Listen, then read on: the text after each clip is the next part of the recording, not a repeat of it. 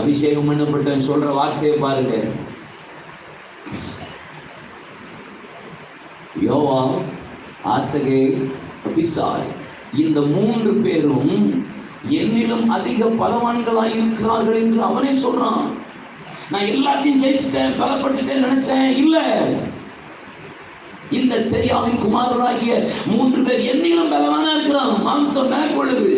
யோவாப்னா என்ன அர்த்தம் தெரியுமா? பழிவாங்குற ஆவி. ஆசகேல்னா என்ன அர்த்தம் தெரியுமா? பிடிவாத குணம்.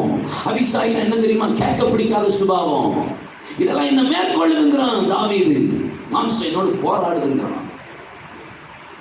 11ஆம் அதிகாரம், எருசலேம் யுத்தத்துக்கு போகும் காலம் வந்தபோது உப்பரிக்கையில் உலாத்து கொண்டு ஸ்நானம் பண்ணுகிற ஸ்திரியை கண்டு பாவத்தில் விழுந்து உபச்சாரம் பண்ணி வேசித்தனம் பண்ணி கொலை பண்ணி எல்லாவற்றையும் செஞ்சான்.